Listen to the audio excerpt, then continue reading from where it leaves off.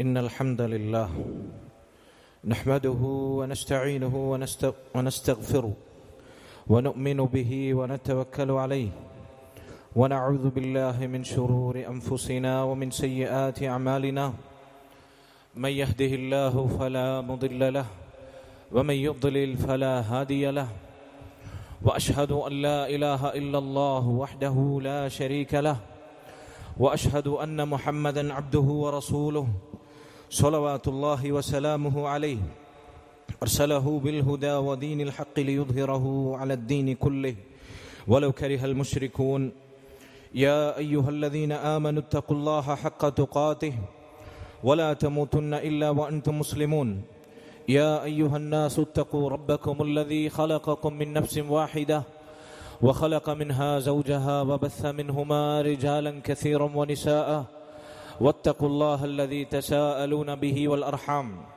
إن الله كان عليكم رقيبا يا أيها الذين آمنوا اتقوا الله وقولوا قولا سديدا يصلح لكم أعمالكم ويغفر لكم ذنوبكم ومن يطع الله ورسوله فقد فاز فوزا عظيما أما بعد فإن خير الكلام كلام الله وأصدق السنن سنن محمد صلى الله عليه وسلم وشر الأمور محدثاتها وكل محدثة بدعة وكل بدعة ضلالة وكل ضلالة في النار.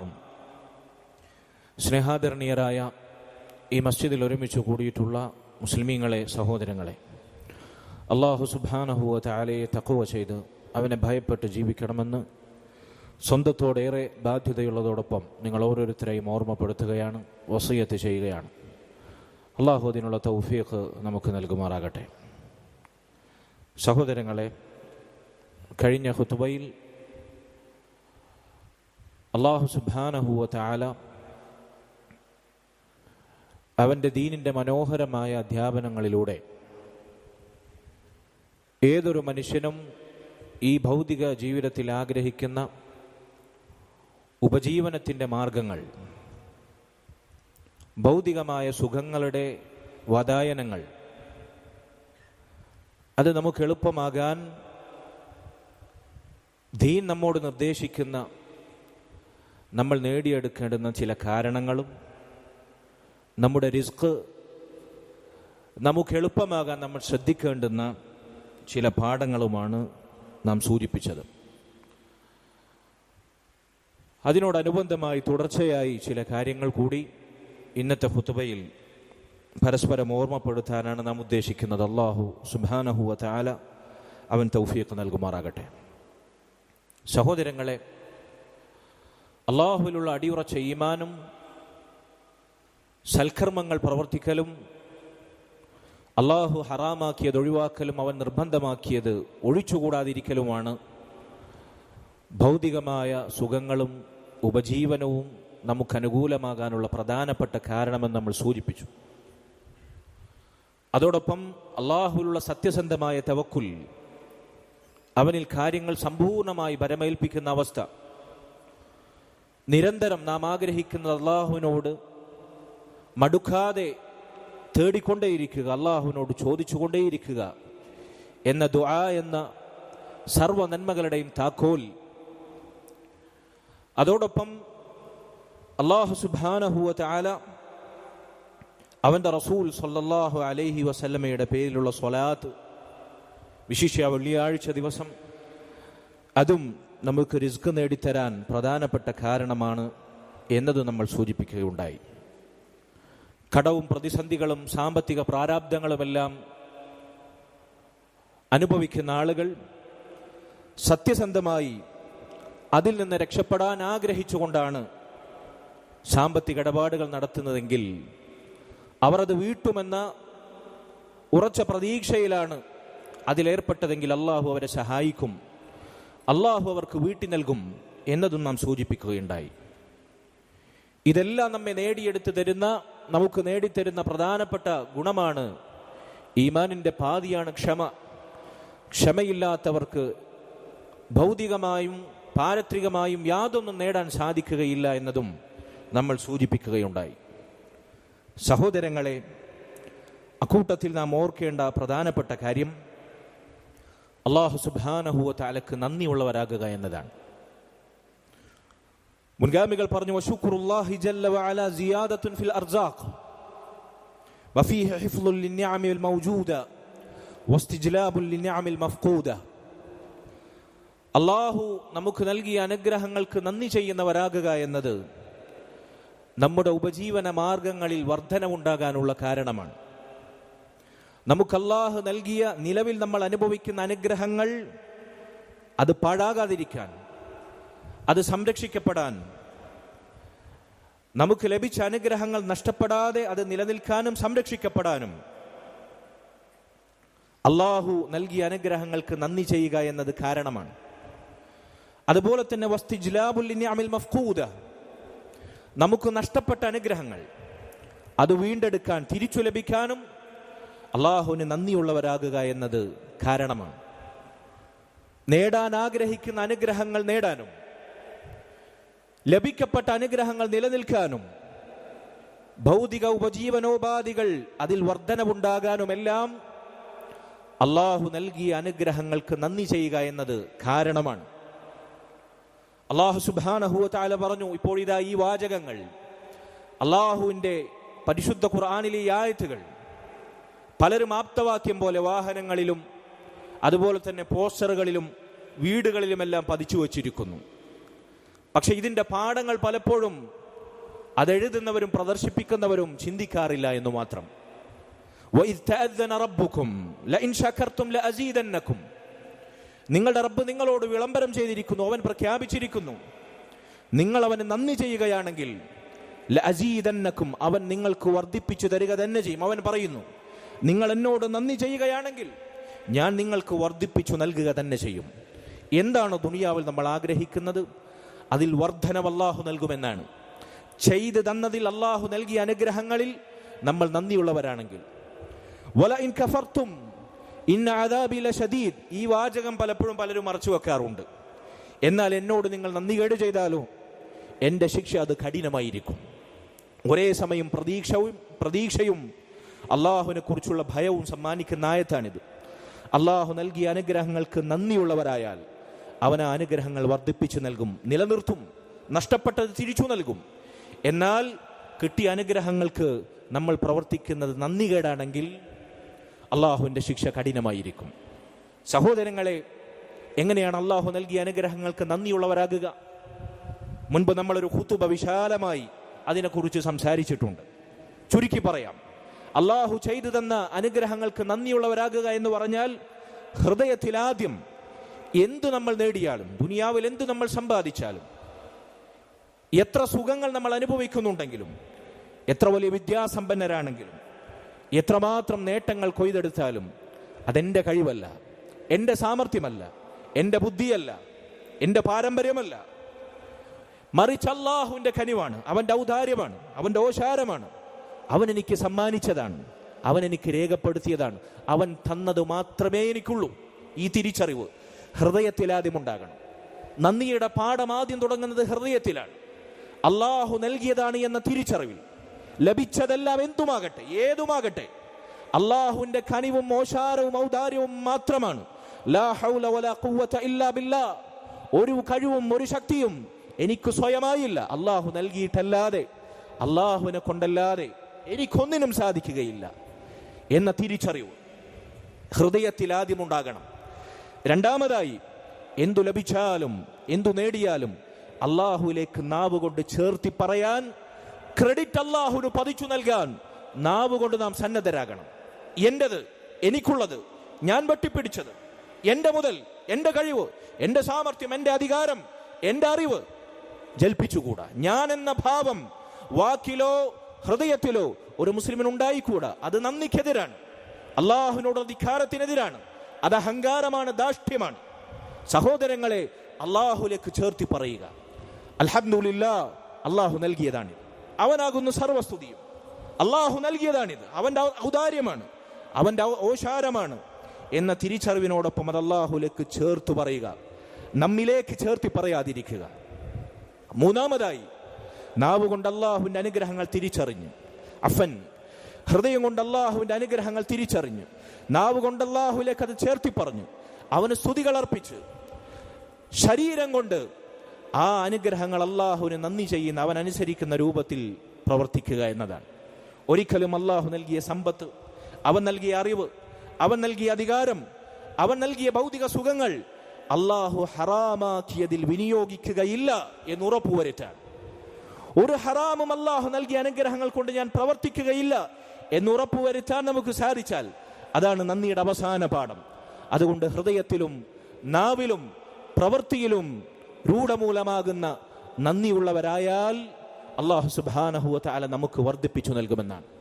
Risk വർദ്ധിക്കാനുള്ള പ്രധാനപ്പെട്ട കാരണമാണിത്.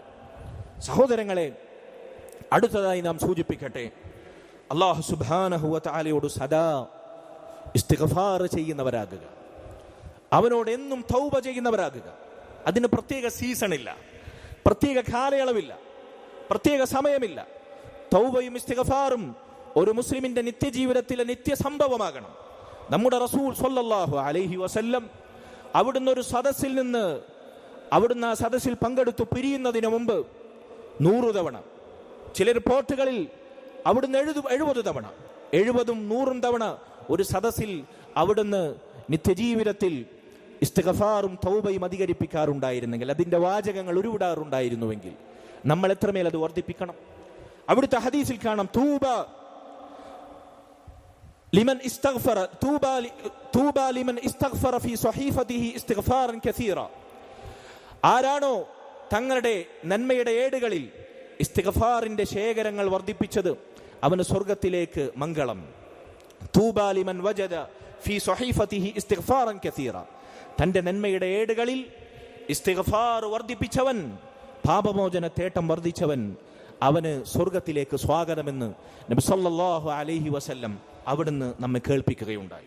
അതുകൊണ്ട് സഹോദരങ്ങളെ, ദിവസവും തൗബയും ഇസ്തിഗ്ഫാറും അധികരിപ്പിക്കുക. അല്ലാഹു പറഞ്ഞു, വഅനിസ്തഗ്ഫിറൂ റബ്ബക്കും സുമ്മ തൂബൂ ഇലൈഹി യുമത്തിഉകും മതാഅൻ ഹസന. ഹൂദ് അലൈഹി സ്വലാത്തു വസ്സലാം അവിടുന്ന് തന്റെ സമൂഹത്തോട് പറയുന്നതായി സൂറത്ത് ഹൂദിൽ അല്ലാഹു ഓർമ്മപ്പെടുത്തി, നിങ്ങൾ നിങ്ങളുടെ റബ്ബിനോട് ഇസ്തിഗ്ഫാർ ചെയ്യുക, വതൂബു ഇലൈഹി, അവനിലേക്ക് തൗബ ചെയ്ത് മടങ്ങുക തിന്മകളിൽ നിന്ന്. യുമത്തിഉകും മതാഅൻ ഹസനൻ ഇലാ അജലിൻ മുസമ്മ, ഒരു നിശ്ചിത അവധി എത്തുന്നത് വരെ, നിങ്ങളുടെ ആയുസ് തീരുന്നത് വരെ നിങ്ങൾക്ക് ഭൗതികമായ സുഖാനുഭവങ്ങൾ അവൻ നൽകുന്നതാണ്, മാന്യമായ ഉപജീവനം അവൻ നിങ്ങൾക്ക് നൽകുന്നതാണ്. എന്താണ് അതിന് നിങ്ങൾ ചെയ്യേണ്ടത്? അള്ളാഹുവിനോട് ഇസ്തിഗ്ഫാർ ചെയ്യുക, അവനിലേക്ക് തൗബ ചെയ്ത് മടങ്ങുക എന്ന് അമ്പിയാക്കളെ കൊണ്ട് അള്ളാഹു സമൂഹങ്ങളെ ഉത്ബോധിപ്പിക്കുന്നു. ഫഖുൽതു ഇസ്തഗ്ഫിറൂ റബ്ബക്കും ഇന്നഹു കാന ഗഫാറ. നൂഹ് അലൈഹി സ്വലാത്തു വസ്സലാം തന്റെ സമൂഹത്തോട് പറഞ്ഞതായി അള്ളാഹു നമ്മെ കേൾപ്പിക്കുന്നു. ഞാൻ അവരോട് പറഞ്ഞു, നിങ്ങൾ നിങ്ങളുടെ റബ്ബിനോട് ഇസ്തിഗ്ഫാർ ചെയ്യുക, ഇന്നഹു കാന ഗഫാറ, അവൻ തിന്മകൾ അങ്ങേയറ്റം പൊറുക്കുന്നവനാണ്. യുർസിലിസ് സമാഅ അലൈക്കും മിദറാറ, നിങ്ങൾ ഇസ്തിഗ്ഫാർ ചെയ്യുകയും അവൻ നിങ്ങൾക്ക് പുറത്തു നൽകുകയും ചെയ്യുക വഴി ആകാശത്ത് നിന്ന് അവൻ സമൃദ്ധമായി മഴ വർഷിപ്പിക്കുന്നതാണ്. വയുംദിദുകും ബിഅംവാലിൻ വബനീൻ, നിങ്ങൾക്ക് സമ്പത്തും സന്താനങ്ങളും അവൻ പോഷിപ്പിച്ചു വർദ്ധിപ്പിച്ചു നൽകുന്നതാണ്. വയജ്അൽ ലക്കും ജന്നാത്തിൻ വയജ്അൽ ലക്കും അൻഹാറ, ഭൗതികമായ ഫലഭൂയിഷ്ടമായ കായ്ക്കനികളുടെ തോട്ടങ്ങളും സമൃദ്ധമായ ജലപ്രവാഹങ്ങൾ അത് നൽകുന്ന അരുവികളും നിങ്ങൾക്ക് അവൻ ഒഴുക്കി തരുന്നതാണ് എന്ന് അല്ലാഹു സുബ്ഹാനഹു വ തആല ഓർമ്മിപ്പിക്കുകയുണ്ടായി നൂഹ് നബിയുടെ ഓർമ്മപ്പെടുത്തലിലൂടെ, സമൂഹത്തോടുള്ള ഉത്ബോധനത്തിലൂടെ. അതുകൊണ്ട് ഇസ്തിഗ്ഫാർ, പാപമോചന തേട്ടം, തൗബകൾ അധികരിപ്പിക്കുക എന്നത് മഴ വർഷിപ്പിക്കാനും ഭൂമിയിൽ കായ്ക്കനികൾ ഉൽപ്പാദിപ്പിക്കപ്പെടാനും അതുവഴി മനുഷ്യർക്കും സർവ്വജീവജാലങ്ങൾക്കും ഉപജീവനോപാധികൾ അല്ലാഹു തുറന്നു കൊടുക്കാനും കാരണമായി നിശ്ചയിച്ചതാണ് എന്ന് നാം മനസ്സിലാക്കുക. സഹോദരങ്ങളെ, അടുത്തതായി ഉപജീവന മാർഗങ്ങൾ വിശാലമാകാൻ ആഗ്രഹിക്കുന്നവർ കുടുംബബന്ധം ചേർത്തുക. അല്ലാഹു സുബ്ഹാനഹു വ തആല നിയമമാക്കിയ നമ്മോട് അടുത്ത ബന്ധുക്കളോടുള്ള ബന്ധം നമ്മൾ വിളക്കി ചേർക്കുക, അത് നശിപ്പിക്കാതിരിക്കുക, അത് വിച്ഛേദിക്കാതിരിക്കുക. അല്ലാഹുവിന്റെ റസൂൽ സ്വല്ലല്ലാഹു അലൈഹി വസല്ലം പറഞ്ഞ സ്വഹീഹുൽ ബുഖാരിയിലും സ്വഹീഹ് മുസ്ലിമിലും ഒരുപോലെ വന്ന നമ്മളെല്ലാവരും കേട്ടു പരിചയിച്ച സുപ്രസിദ്ധമായ ഹദീസിൽ അവിടുന്ന് പറഞ്ഞു, മൻ ശർറഹു അൻ യുബ്സത ലഹു ഫീ റിസ്ഖിഹി വ അൻ യുംസഅ ലഹു ഫീ അസരിഹി ഫൽയസിൽ റഹിമഹ്. ആരാണോ തന്റെ ഉപജീവനത്തിൽ വിശാലത നേടാൻ ആഗ്രഹിക്കുന്നവൻ, അതുപോലെ തന്നെ തന്റെ ആയുസ്സിൽ വർധനവുണ്ടാകാൻ ആഗ്രഹിക്കുന്നവൻ, ഉപജീവനത്തിൽ വിശാലതയുണ്ടാകാനും ആയുസ്സിൽ വർധനവുണ്ടാകാനും ആഗ്രഹിക്കുന്നവർ ഫല്യസിൽ റഹിമഹു, അവർ കുടുംബ ബന്ധം ചേർക്കട്ടെ. ഇങ്ങോട്ട് ബന്ധം ചേർക്കുന്നവരോട് മാത്രം അങ്ങോട്ട് ബന്ധം ചേർക്കുക എന്നതല്ല കുടുംബ ബന്ധത്തിന്റെ പൂർണ്ണത. എന്നാൽ ഇങ്ങോട്ട് ബന്ധം മുറിക്കുന്നവരോട് പോലും തിരിച്ചൊന്നും പ്രതീക്ഷിക്കാതെ അള്ളാഹുവിന്റെ പ്രതിഫലവും ഇപ്പറഞ്ഞ നേട്ടങ്ങൾ മാത്രം ആഗ്രഹിച്ചുകൊണ്ട് അങ്ങോട്ട് ബന്ധം ചേർത്തുകൊണ്ടേയിരിക്കുക എന്നതാണ് യഥാർത്ഥ കുടുംബ ബന്ധം. ചേർക്കുന്നവരോട് മാത്രം ചേർക്കുന്നവൻ അവനെ യഥാർത്ഥത്തിൽ കുടുംബ ബന്ധം ചേർക്കുന്നവനായി ഇസ്ലാം പരിചയപ്പെടുത്തുന്നില്ല. അതാർക്കും സാധിക്കും. മറിച്ച് മുറിക്കുന്നവരോടും ബന്ധം ചേർക്കുന്നവനാണ് യഥാർത്ഥത്തിൽ കുടുംബ ബന്ധം ചേർക്കുന്നവൻ. അല്ലാഹു സുബ്ഹാനഹു വ തആല ആയുസ്സിലും ഉപജീവനത്തിലും വിശാലത ചെയ്യാൻ കാരണമാണത്. സഹോദരങ്ങളെ, അടുത്തതായി നാം മനസ്സിലാക്കുക, അള്ളാഹുവിന്റെ മാർഗത്തിൽ എന്താണോ നമുക്ക് ചെലവഴിക്കാൻ സാധിക്കുന്നത് അത് ചെലവഴിക്കുക. അത് ചെലവഴിക്കുന്ന സംഖ്യയുടെ വലുപ്പമല്ല, കറൻസിയുടെ ആധിക്യമല്ല, നാണയത്തുട്ടുകളുടെ പെരുപ്പമല്ല, മറിച്ച് എത്ര ചെറുതാണെങ്കിലും, 1 രൂപയാണെങ്കിലും ഇഖ്ലാസോടുകൂടി അള്ളാഹുവിന് വേണ്ടി അള്ളാഹുവിന്റെ മാർഗത്തിൽ ആത്മാർത്ഥമായി വലത് കൈ കൊടുക്കുന്നത്, ഇടത് കൈ അറിയാതെ കൊടുക്കാൻ സാധിക്കുന്ന, നമ്മുടെ തിന്മകളെയും നമ്മുടെ പാപക്കറകളെയും കരിച്ചു കളയാൻ സാധിക്കുന്ന, അള്ളാഹു നമുക്ക് ഉപജീവനം വിശാലമാക്കാൻ സാധിക്കുന്ന സ്വതക്കകൾ. അതുകൊണ്ട് സ്വതക്കകൾ നമ്മുടെ ഉപജീവനം വർദ്ധിക്കാനുള്ള കാരണമാണ്. അല്ലാഹു സുബ്ഹാനഹു വ തആല പറഞ്ഞു, ഖുൽ ഇന്ന റബ്ബി യബ്സുതു റിസ്ഖ ലിമൻ യശാ മിൻ ഇബാദിഹി വയഖ്ദിറു ലഹു. അല്ലാഹു അവന്റെ അടിമകളിൽ നിന്ന് അവൻ ഉദ്ദേശിക്കുന്നവർക്ക് ഉപജീവനം വിശാലമാക്കി നൽകും. അത് അല്ലാഹുവിന്റെ ഔദാര്യമാണ്. അവൻ തെരഞ്ഞെടുത്തവർക്ക് അവൻ അത് നൽകും. വയഖ്ദിറു ലഹു, ചിലർക്ക് അവൻ ഉദ്ദേശിക്കുന്നവർക്ക് ഉപജീവനം അത് ഇടുക്കമാക്കും, ഉപജീവനം ഞെരുക്കപ്പെടും. എന്നിട്ട് അവൻ പറഞ്ഞു, വമാ അൻഫഖതും മിൻ ഷൈഇൻ, ഉപജീവനം വിശാലതയുള്ളവരും ഉപജീവനത്തിൽ വിശാലതയുള്ളവരും ഉപജീവനത്തിൽ ഞെരുക്കമുള്ളവരും അവർ അള്ളാഹുവിന്റെ മാർഗത്തിൽ ചെലവഴിക്കട്ടെ. അങ്ങനെ അവർ ഉള്ളത് അള്ളാഹുവിന്റെ മാർഗത്തിൽ പകുത്തു നൽകിയാൽ, വമാ അൻഫഖതും മിൻ ഷൈഇൻ, എന്താണെങ്കിലും അള്ളാഹുവിന്റെ മാർഗത്തിൽ നിങ്ങൾ നൽകുകയാണെങ്കിൽ ഫഹുവ യുഖ്ലിഫു, അള്ളാഹു അതിന് പകരം നൽകുന്നതാണ്. എത്ര കുറച്ചാണെങ്കിലും എത്ര അധികമാണെങ്കിലും എന്ത് നിസാരമാണെങ്കിലും അള്ളാഹുവിന്റെ മാർഗത്തിൽ ചെലവഴിച്ചാൽ പകരം നൽകുന്നവൻ അവനാണ്. വഹുവ ഖൈറുർ റാസിഖീൻ, അവനാണ് റിസ്ക് നൽകുന്നവരിൽ ഏറ്റവും ഉത്തമൻ. അതുകൊണ്ട് അള്ളാഹുവിന്റെ മാർഗത്തിൽ ചെലവഴിച്ചാൽ അവൻ ഉത്തമമായത് പകരം നൽകുമെന്നാണ്. നബി സല്ലല്ലാഹു അലൈഹി വസല്ലമയുടെ ഹദീസിൽ കാണാം, മാ നഖസത് സ്വദഖത്തുൻ മിൻ മാലിൻ, അള്ളാഹുവിന്റെ മാർഗത്തിൽ നിങ്ങൾ ദാനധർമ്മം ചെയ്യുന്നത് നിങ്ങളുടെ സമ്പത്തിൽ നിന്നൊന്നും കുറയ്ക്കുന്നില്ല, മറിച്ച് നിങ്ങളുടെ സമ്പത്തിൽ വർധന ഉണ്ടാക്കുമെന്നാണ്. അതുകൊണ്ട് സഹോദരങ്ങളെ, ഉപജീവനം വർദ്ധിക്കാൻ ആഗ്രഹിക്കുന്നവർ ഉള്ളതെത്രയാണോ അള്ളാഹുവിന്റെ മാർഗത്തിൽ അവന്റെ ദീനിനു വേണ്ടി പകുത്തു നൽകാൻ സന്നദ്ധരാകണം. ഭൗതിക വിശാലത കണ്ടെത്താൻ അത്ഭുതകരമായി നമുക്ക് സാധിക്കുമെന്നാണ്. അടുത്ത കാര്യം, ഹജ്ജ് ചെയ്തിട്ടുള്ളവർ, ഹജ്ജ് ചെയ്യാൻ സൗഭാഗ്യം ലഭിച്ചവർ ഹജ്ജിനെ തുടർന്ന് ഉംറ ചെയ്യുക എന്നത് ഉപജീവനം വിശാലമാകാനുള്ള മറ്റൊരു കാരണമാണ്. സ്വഹീഹായ ഹദീസിൽ കാണാം, താബിഉ ബൈനൽ ഹജ്ജി വൽ ഉംറ, ഹജ്ജ് ചെയ്തവർ ഹജ്ജിനെ തുടർന്ന് ഉംറ ചെയ്യട്ടെ. ഫഇന്നഹുമാ യൻഫിയാനിൽ ഫഖ്റ വദ്ദുനൂബ്, ഹജ്ജും ഉംറയും തുടരെ ചെയ്യുക എന്നത് ദാരിദ്ര്യത്തെയും പാപങ്ങളെയും ഇല്ലായ്മ ചെയ്യുമെന്നാണ്. കമാ യൻഫിൽ കീറു ഖബസൽ ഹദീദ്, ഇരുമ്പിലെ അഴുക്കുകൾ കൊല്ലന്റെ ഉല അത് നശിപ്പിച്ചു കളയുന്നത് പോലെ, ഇരുമ്പിന്റെ ആലയിൽ ഇരുമ്പിന്റെ അഴുക്കുകൾ കൊല്ലന്റെ ഉല ശുദ്ധീകരിച്ച് ഇരുമ്പിനെ ശുദ്ധീകരിക്കുന്നത് പോലെ പാപക്കറകളിൽ നിന്നും ദാരിദ്ര്യത്തിൽ നിന്നും ധന്യതയിലേക്ക് നമ്മെ ശുദ്ധീകരിച്ചെടുക്കും ഹജ്ജും ഉംറയും തുടർച്ചയായി ചെയ്യുക എന്നത് എന്ന് നബി സല്ലല്ലാഹു അലൈഹി വസല്ലം ഓർമ്മപ്പെടുത്തുന്നു. സാധിക്കുന്നവർ, പ്രത്യേകിച്ച് ഹജ്ജ് ചെയ്തവർ ഉംറ ഹജ്ജിനെ തുടർന്ന് ചെയ്യുക എന്നത് റിസ്ക് വർദ്ധിക്കാനുള്ള കാരണമാണ്. ഹജ്ജും ഉംറയും അധികരിപ്പിക്കുക എന്നത് സമ്പത്തിനെ കുറയ്ക്കുന്നില്ല. പലപ്പോഴും സമ്പത്തുള്ളവർ വരെ അതിൽ നിന്നും അടിച്ചു നിൽക്കുന്നത് അതിന് പൈസ ചെലവുണ്ട് എന്ന കാരണം പറഞ്ഞിട്ടാണ്. ഹജ്ജും ഉംറയും തുടരെ ചെയ്യുക എന്നത് സമ്പത്ത് വർദ്ധിപ്പിക്കാനുള്ള കാരണമാണ് എന്ന് അല്ലാഹുവിന്റെ റസൂൽ സ്വല്ലല്ലാഹു അലൈഹി വസല്ലം.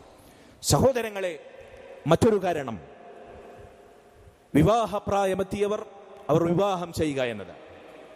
നമ്മുടെ യുവാക്കളിൽ നിന്ന്, നമ്മുടെ പെൺമക്കളിൽ നിന്ന് വിവാഹപ്രായമെത്തിയവർ, പ്രായപൂർത്തിയായവർ, അവരെ ദീനിന്റെ പരിഗണനയിൽ, ദീനിന്റെ മാനദണ്ഡത്തിൽ വിവാഹം കഴിപ്പിച്ചു കൊടുക്കുക. അള്ളാഹു പറഞ്ഞതുപോലെ, അള്ളാഹുവിന്റെ റസൂൽ സ്വല്ലല്ലാഹു അലൈഹി വസല്ലം പഠിപ്പിച്ചതുപോലെ ആർഭാടങ്ങളില്ലാതെ സ്ത്രീധനക്കൂത്തുകളില്ലാതെ, അതുപോലെ തന്നെ വിവാഹ മാമാങ്കങ്ങളില്ലാതെ, ദൂർത്തടിക്കലുകളില്ലാതെ അല്ലാഹു സുബ്ഹാനഹു വ തആല അവൻ പരിഗണിക്കാൻ പറഞ്ഞ ദീനിന്റെ മാനദണ്ഡങ്ങൾ പരിഗണിച്ചുകൊണ്ടുള്ള വിവാഹത്തിൽ യുവാക്കളെയും ചെറുപ്പക്കാരികളെയും നിങ്ങൾ ഏർപ്പെടുത്തുക.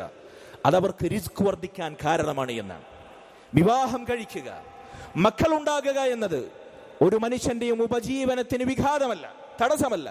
പലരും വിവാഹത്തിൽ നിന്ന് മാറി നിൽക്കുന്നത്, വിവാഹം വൈകിപ്പിക്കുന്നത് ബോധപൂർവം മാതാപിതാക്കൾ വിവാഹപ്രായമെത്തിയ മക്കളെ അതിൽ നിന്ന് തടയുന്നത് ഭൗതികമായ റിസ്കിന്റെയും അതുപോലെ തന്നെ ഉപജീവനത്തിന്റെയും കാര്യകാരണങ്ങൾ പറഞ്ഞിട്ടാണ്. കുറച്ചുകൂടി സമ്പാദിക്കണം, ആസ്തി കൂടുതൽ ഉണ്ടാകണം, സ്ഥലം വാങ്ങണം, പുരപണിയണം, എന്നിട്ട് മതി എന്റെ കല്യാണമൊക്കെ, സെറ്റിലായിട്ട് മതി, നീ മൂത്ത് നരച്ചാലും വേണ്ടില്ല എന്നതാണ് ചില രക്ഷിതാക്കൾ പറയാതെ പറയുന്നത്. ഇന്നത്തെ കാലത്തെ പെൺകുട്ടികൾക്ക് വിവാഹം വേണ്ട, അവർക്ക് ജോലി വേണമത്രേ, രണ്ടുകാലിൽ നിൽക്കണമത്രേ, എന്നിട്ട് മതി വിവാഹം. എന്നിട്ട് 30 അതിലേറെ പ്രായമായി മുസ്ലിം ഉമ്മത്തിലെ പെൺമക്കൾ ജോലിയും പൈസ ഉണ്ടാക്കണമെന്നും ഉപജീവനത്തിന്റെ മാർഗങ്ങൾ തേടണമെന്നും പറഞ്ഞ് വിവാഹം വൈകിപ്പിക്കുകയാണ്. യഥാർത്ഥത്തിൽ വിവാഹപ്രായമെത്തിയവർ, അതിന് കഴിവുള്ളവർ ബോധപൂർവം അത് വൈകിപ്പിക്കുക എന്നുള്ളത് അവരുടെ ഭൗതിക വിശാലതയ്ക്ക് തടസ്സമാണ്, ഉപജീവനം തടയപ്പെടാൻ കാരണമാണ്. അതാണ് ഇസ്ലാം പഠിപ്പിക്കുന്നത്. നോക്കൂ നിങ്ങൾ, പരിശുദ്ധ ഖുർആനിൽ സൂറത്തു നൂറിൽ അല്ലാഹു പറഞ്ഞു, വഅൻകിഹുൽ അയാമ മിൻകും വസ്സാലിഹീന മിൻ ഇബാദിക്കും വഇമാഇക്കും, നിങ്ങളിൽ നിന്നുള്ള അവിവാഹിതരായിട്ടുള്ള സ്ത്രീ പുരുഷന്മാരെ നിങ്ങൾ അവർക്ക് വിവാഹം ചെയ്തു കൊടുക്കൂ. വസ്സാലിഹീന മിൻ ഇബാദിക്കും വഇമാഇക്കും, അന്നത്തെ പശ്ചാത്തലം മുൻനിർത്തി അല്ലാഹു പറഞ്ഞു, നിങ്ങളിൽ നിന്നുള്ള സദ്വൃത്തരായ അടിമകൾ ഉണ്ടാകും. സ്വതന്ത്രരല്ല, അവർക്ക് സ്വതന്ത്രമായി വിവാഹം ചെയ്യാനോ വിവാഹ ബന്ധങ്ങൾ ഏർപ്പെടാനോ സ്വാതന്ത്ര്യമില്ല.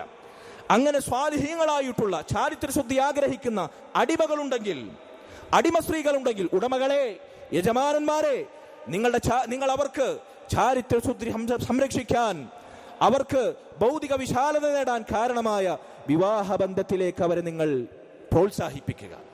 എന്നിട്ട് അല്ലാഹു പറയുന്നു, ഇയകൂനു ഫുഖറാ യുഗ്നിഹിമുല്ലാഹു മിൻ ഫദ്ലി, അവർ ദരിദ്രരാണെങ്കിൽ, അവിവാഹിതരായിട്ടുള്ള ആളുകളുടെ വിവാഹത്തിന് നിങ്ങൾ തടസ്സം പറയുന്നത് അവരെ ദാരിദ്ര്യമാണെങ്കിൽ, അവരെ ഭൗതിക വിശാലത കുറവാണെങ്കിൽ, അല്ലാഹു പറയുന്നു ഇയകൂനു ഫുഖറാ, അവർ ദരിദ്രരാണെങ്കിൽ, യുഗ്നിഹിമുല്ലാഹു മിൻ ഫദ്ലി, അല്ലാഹു അവന്റെ ഔദാര്യത്തിൽ നിന്ന് അവർക്ക് ധന്യത നൽകും.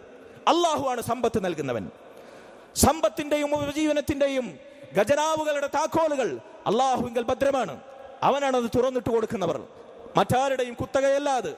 അതുകൊണ്ട് ദരിദ്രരാണെങ്കിൽ പോലും, അടിമകളാണെങ്കിൽ പോലും, അടിമ സ്ത്രീകളാണെങ്കിൽ പോലും അവർ സദ്വൃത്തരാണെങ്കിൽ, ദീനിനെ മുൻനിർത്തി ഈമാനിനെ സംരക്ഷിക്കാൻ, ചാരിത്രശുദ്ധി നേടാൻ വിവാഹം ചെയ്യാൻ ഉദ്ദേശിക്കുന്നവരാണെങ്കിൽ അതിനെ പ്രോത്സാഹിപ്പിക്കണമെന്നാണ്. അത് മുസ്ലിം ഉമ്മത്തിന്റെ പൊതുബാധ്യതയാണ്, മുസ്ലിം ഉമ്മത്തിന്റെ പൊതുബാധ്യതയാണ്.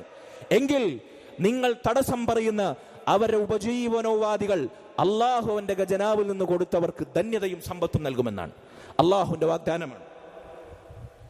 കുട്ടികൾ, ചില ആളുകൾ അവരുടെ കുടുംബാസൂത്രണ പദ്ധതികൾ അത് ഇസ്ലാമിന്റെ മാനദണ്ഡങ്ങൾക്കപ്പുറത്ത് ഭൗതികമായ കാഴ്ചപ്പാടുകളുടെ അടിസ്ഥാനത്തിൽ എത്ര മക്കൾ വേണമെന്ന് വരെ വിവാഹത്തിന് മുമ്പ് അവർ തീരുമാനിക്കുന്നു. അതിന്റെ അടിസ്ഥാനത്തിലെ തന്റെ ഇണക്ക് പ്രസവിക്കാൻ വരെ അവൻ അനുമതി നൽകുകയുള്ളൂ. അല്ലെങ്കിൽ ഇക്കാലഘട്ടത്തിലെ പെൺകുട്ടികൾ അതിനെ സന്നദ്ധമാകുകയുള്ളൂ. എന്താണ് കാരണം? മക്കൾ ഉണ്ടായിക്കഴിഞ്ഞാൽ ഭൗതിക ജീവിതം ഇടുങ്ങും, സമ്പത്തിന്റെ വിശാലത കുറയും, ഭാവി തലമുറക്കുള്ള ആസ്തി കുറയും. ഇങ്ങനെയുള്ള ആശങ്കകൾ അല്ലാഹു പറയുന്നു, വലാ തഖ്തുലു ഔലാദകും ഖശ്യത ഇംലാഖ്, പലരും ഗർഭചിത്രം നടത്തുന്നു, മക്കളെ കൊന്നുകളയുന്നു. അല്ലാഹു പറയുന്നു, നിങ്ങൾ നിങ്ങളുടെ മക്കളെ കൊന്നുകളയരുത്, നിങ്ങൾ ഗർഭചിത്രം നടത്തരുത്. ഖശ്യത ഇംലാഖ്, ദാരിദ്ര്യത്തെ ഭയപ്പെട്ട് അവരെ പോറ്റണമെന്ന് പേടിച്ച് നിങ്ങൾ അവരെ കൊന്നുകളയരുത്. നഹ്നു നർസുഖുഹും വഇയ്യാകും, നിങ്ങൾക്കും അവർക്കും ഉപജീവനം നൽകുന്നത് ഞാനാണ്, നാമാണ് അല്ലാഹു പറയുന്നു. അതുകൊണ്ട് സന്താനോൽപാദനം, കുട്ടികൾ ധാരാളമായി ഉണ്ടാകുക എന്നത് പോലും നമ്മുടെ റിസ്കിനെ വർദ്ധിപ്പിക്കുമെന്നാണ്, നമ്മുടെ സമ്പത്തിനെ വർദ്ധിപ്പിക്കുമെന്നാണ്. അത് പേടിച്ച് മക്കളെ കൊന്നുകളയുക, ഗർഭചിത്രം നടത്തുക, കൂടുതൽ കുട്ടികൾ ഉണ്ടാകാതിരിക്കാൻ ആഗ്രഹിക്കുക എന്നത് റിസ്ക് തടയപ്പെടാൻ കാരണമാകുമെന്നാണ്. ഇസ്ലാമിന്റെ പാഠങ്ങളാണിത്. സഹോദരങ്ങളെ, അടുത്തതായി ഞാൻ സൂചിപ്പിക്കട്ടെ, അള്ളാഹുവിന്റെ മാർഗത്തിൽ ദീൻ സംരക്ഷിക്കാൻ വേണ്ടി ഹിജ്റ പോകുക എന്നത് സ്വാഭാവികമായും നമ്മുടെ നാട്ടിൽ അങ്ങനെ ഹിജ്റ പോകാൻ നിർബന്ധിതമായ ഒരു സാഹചര്യമില്ല, നമുക്കറിയാം. എല്ലാവർക്കും ഇസ്ലാമിക രാജ്യങ്ങളിലേക്ക് ഹിജറ പോകാൻ സാധിക്കുകയുമില്ല. നമ്മളാരും അത് പറയുന്നില്ല. മറിച്ച് ഹിജറ എന്നത് അക്ഷരാർത്ഥത്തിൽ ഇസ്ലാമിക നാടുകളിലേക്ക്, മക്കയിൽ നിന്ന് മദീനയിലേക്ക് റസൂലുള്ളാഹിയും സ്വഹാബത്തും ഹിജറ പോകുന്നത് പോലെ പോകുന്ന ഹിജറയാണ് പരമാർത്ഥത്തിൽ ഹിജറയെങ്കിലും ആപേക്ഷികമായി നമുക്കെല്ലാവർക്കും നമ്മുടെ നാട്ടിൽ തന്നെ ചെയ്യാവുന്ന ഹിജറകളുണ്ട്. അതെന്താണ്?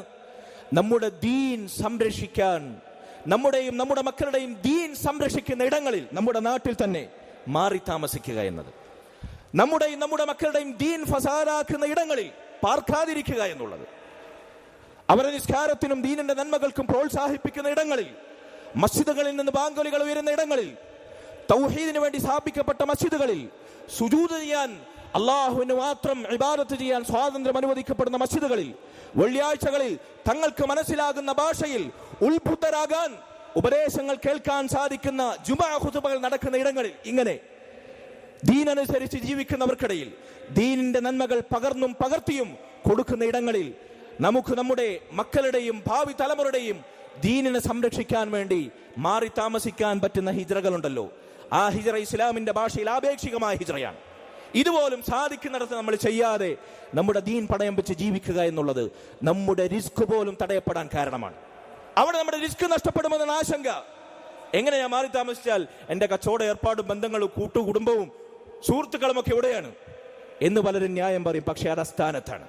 ദീൻ സംരക്ഷിക്കാൻ വേണ്ടി സാധിക്കുന്നിടങ്ങളിലേക്ക് മാറി താമസിക്കുന്ന പോലെ, അത് വാടകക്കാണെങ്കിൽ പോലും സഹോദരങ്ങളെ, നമ്മുടെ റിസ്ക് വർദ്ധിക്കാൻ അത് കാരണമാണ് എന്നാണ് അല്ലാഹു ഖുർആനിൽ പറയുന്നു. സൂറത്തുൽ ഹജ്ജിൽ വല്ലദീന ഹാജറു ഫീ സബീലില്ലാഹ് ثم قتلوا أو ماتوا ليرزقنهم الله رزقا حسنا. നമ്മുടെ മാർഗത്തിൽ ഹിജറ പോകുന്നവർ, ഞാൻ നേരത്തെ പറഞ്ഞു, ഹിജറ വ്യത്യസ്ത രൂപങ്ങളിലുണ്ട്. അക്ഷരാർത്ഥത്തിലുള്ള ഹിജറയും ആപേക്ഷികമായ ഹിജറയും. ഇതിലേതു ഹിജറയുമാകട്ടെ, ദീൻ സംരക്ഷിക്കാൻ വേണ്ടി നമ്മൾ പോകുന്ന യാത്ര, മാറി താമസിക്കുന്ന ഇടങ്ങൾ, ഇതെല്ലാം ഇതിന്റെ അർത്ഥത്തിൽപ്പെടും, വ്യാപകാർത്ഥത്തിൽ.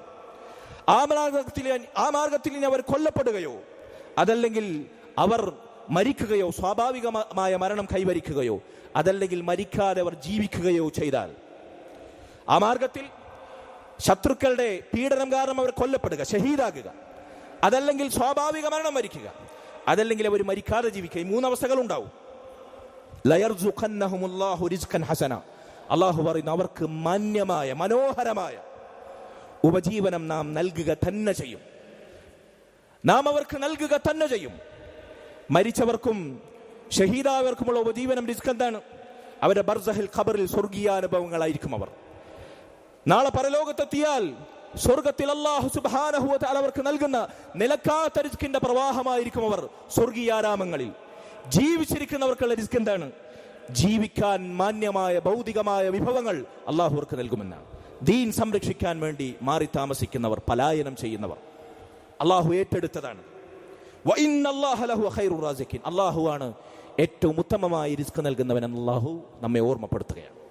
أقول قولي هذا وأستغفر الله لي ولكم ولسائر المؤمنين والمؤمنات من كل ذنب فاستغفروه إنه هو الغفور الرحيم.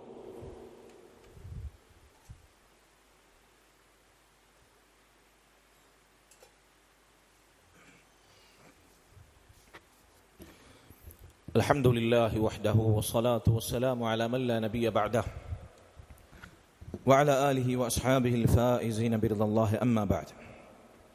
സഹോദരങ്ങളെ,